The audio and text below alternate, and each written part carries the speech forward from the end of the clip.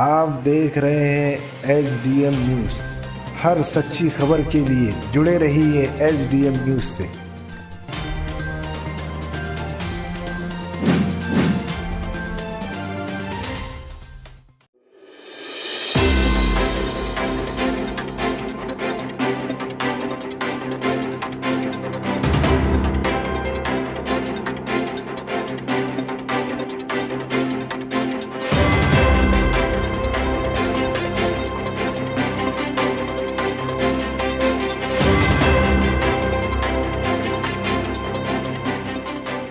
आप देख रहे हैं SDM न्यूज़। मैं हूं रियाज अंसारी। जैसा कि आप सभी मतदार जानते हैं, पूरा औरंगाबाद शहर जानता है कि आज पदवीधर के इलेक्शन निवडणूक हो रहे हैं और ये अपने चरम पर है। हमने पूरे औरंगाबाद शहर का दौरा किया, करीब करीब कई लोगों से मुलाकातें की। इसमें विशेषकर रिपब्लिकन सेना के उम्मीदवार सचिन भाऊ ये कहीं ना कहीं एक बहुत बड़ी बढ़त बनाए हुए दिख रहे हैं। कारण ये है कि ये एक बहुत ही गरीब समाज से आते हैं, जिनको मुस्लिम, मराठा समाज, आदिवासी समाज, दलित समाज का रोज़ बरोज़ समर्थन मिलते नजर आ रहा है। सर, मैं आपसे जानना चाहूँगा कि बड़े बड़े दिग्गज मैदान में हैं और आप भी मैदान में हैं, तो आपको क्या लगता है कि आप कहाँ तक आगे बढ़ पाओगे?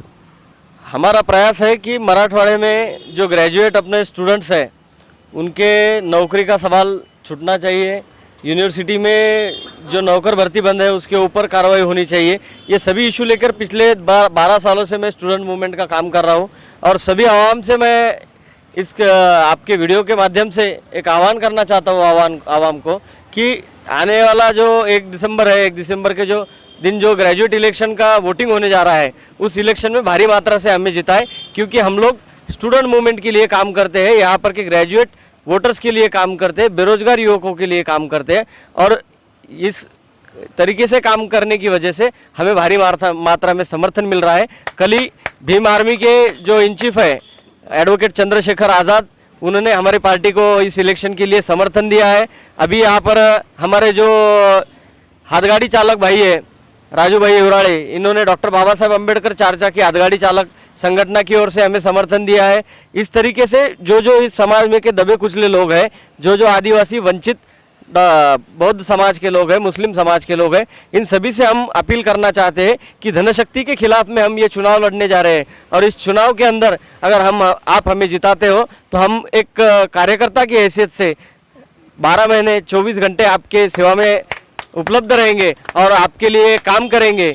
पदवीधरों के वोटिंग पर चुन के आने वाले जो पदवीधर के MLA है सतीश चौहान, इन्होंने अभी तक कौन सा ऐसा काम किया है कि जिससे उन्हें आने वाले इलेक्शन में हमें चुन के देना चाहिए, ये पदवीधरों ने सोचना चाहिए। क्योंकि आज की परिस्थिति ऐसी है कि मराठवाड़े में सभी तरफ अकाल पड़ चुका है। MIDC के बहुत से प्लांट बंद पड़ रहे हैं, बहुत से कॉलेजेस बंद पड़ रहे हैं, इंजीनियरिंग कॉलेजेस में से लोग डिग्री लेकर बाहर पढ़ रहे हैं, पर उन्हें किसी भी तरीके से नौकरी नहीं मिल पा रही है। अगर यहाँ पर ग्रेजुएट कॉन्स्टिट्यूंसी से चुन के आने वाला आमदार अगर इन सवालों पर काम नहीं करता होगा तो उसे अभी घर का रास्ता दिखाना चाहिए और हमारे जैसे जो सर्वसामान्य कार्यकर्ता है जो 24 घंटे ग्राउंड पर लोगों की सुविधा के लिए काम करते हैं, लोगों के सवालों पर काम करते हैं, उनको चुनकर लाना चाहिए। यही मैं आपके SDM न्यूज़ के माध्यम से कहना चाहूँगा। और आने वाले 1 तारीख के दिन सभी पदवीधर वोटर से हमारा निवेदन है कि रिपब्लिकन सेना का प्रत्याशी होने के नाते, आज़ाद समाज पार्टी भीम आर्मी का प्रत्याशी होने के नाते और सभी सुशिक्षित बेरोजगार युवकों का प्रत्याशी होने के नाते मुझे इस इलेक्शन में एक पहले पसंदी का वोट देकर कामयाब बनाए। जय भीम, जय भारत। सचिन भाऊ, मेरा प्रश्न ये भी है कि आज देखा जा रहा है कि चुनाव के अवसर पर नीला, भगवा, हरा, इस प्रकार की एक कहने की धार्मिक राजनीति का रंग भी दिया जा रहा है। ये पूरे घटनाक्रम का किस दिशा से देखते हैं? पहली बात तो मैं एक यहाँ पर कहना चाहूँगा कि डॉक्टर बाबा साहब अम्बेडकर ने जो संविधान बनाया है, यहाँ पर सभी को अपने धार्मिक आचरण का बाबा साहब अम्बेडकर ने स्वातंत्र्य दिया है, मगर इसके खिलाफ में जाकर अगर कोई डॉक्टर बाबा साहब अम्बेडकर के संविधान के दायरे को तोड़ने की कोशिश करता होगा, धर्मांतरता की कोशिश कर रहा होगा, तो ये इस देश के लिए सही नहीं होगा। अगर इस तरीके से कोई राजनीति करने की कोशिश करेगा तो उसे हम पुरजोर तरीके से विरोध करते हैं। और जो इस तरीके से धार्मिक स्तर पर राजनीति करते हैं, क्योंकि अभी हम तो अम्बेडकरी समुदाय के लोग हैं, अम्बेडकरी समुदाय में किसी भी जाति, धर्म, पंथ का भेद नहीं होता है। स्त्री पुरुष का भेद नहीं होता है। अम्बेडकरी समुदाय ये मानवतावाद मानने वाला समुदाय है। इसकी वजह से इस देश में के सभी जाति धर्म के जो नागरिक हैं वो हमारे भाई है, क्योंकि बाबा साहब अम्बेडकर ने कहा है, I am firstly Indian, I am lastly Indian, कि हम पहले भारतीय है और अंततः ही भारतीय है।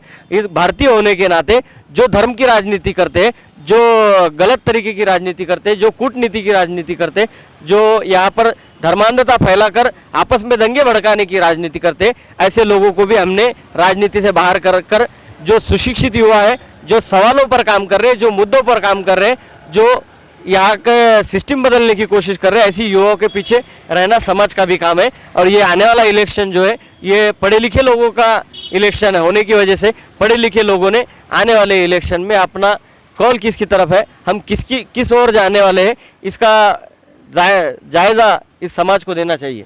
सर सचिन में मेरा आखिरी प्रश्न है आपसे ये, आप ये बताइए चुन के आने के बाद सबसे बड़ा और पहला काम आप कौन सा करने जा रहे हो?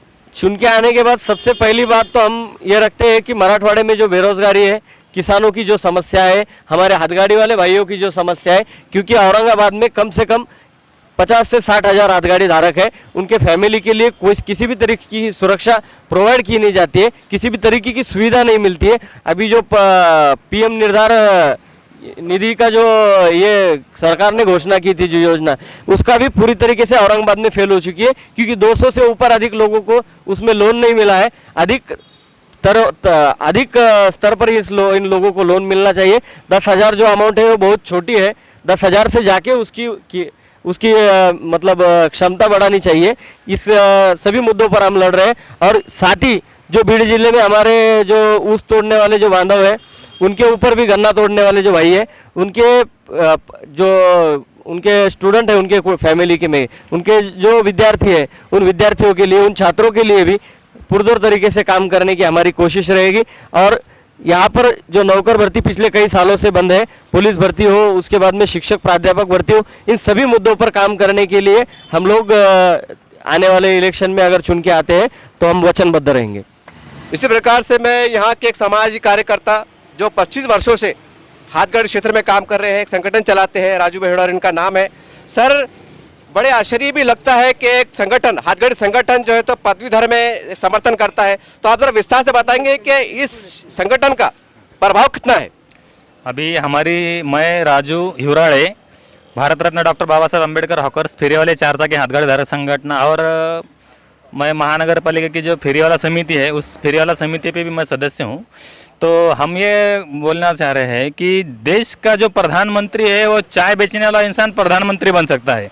हमारे जो हाथगाड़ी धारक है, हमारे हाथगाड़ी धारक के अंदर भी अब जो हमारे जो हाथगाड़ी धारक है, उनके जो बच्चे हैं वो भी आज ग्रेजुएट हो चुके हैं। और आज जो ग्रेजुएट बच्चे हैं वो बच्चे हमारे सचिन भाऊ निकम को हमारे संपर्क में, उनके घर वाले हमारे संपर्क में, वो घर वालों की वजह से फेरी वाले के जो ग्रेजुएट बच्चे वो भी हमारे संपर्क में। इसके लिए हम उनसे अपील किए हैं कि भाई सचिन भाऊ निकम में ग्राउंड लेवल के ऊपर काम करने वाला इंसान है, और इन्होंने जो है तो आज ग्राउंड लेवल के ऊपर बहुत सारे आंदोलन लिए हैं, विद्यार्थियों के लिए आंदोलन लिए हैं। औरंगाबाद और मराठवाड़े के अंदर जितने भी ग्रेजुएशन है, जितने की अपना बाबा साहब अम्बेडकर विद्यापीठ है, यहाँ पे बहुत सारे आंदोलन लिए हैं, और सब लोगों ने देखा है कि इनका ग्राउंड लेवल के ऊपर काम करने का और क्या है।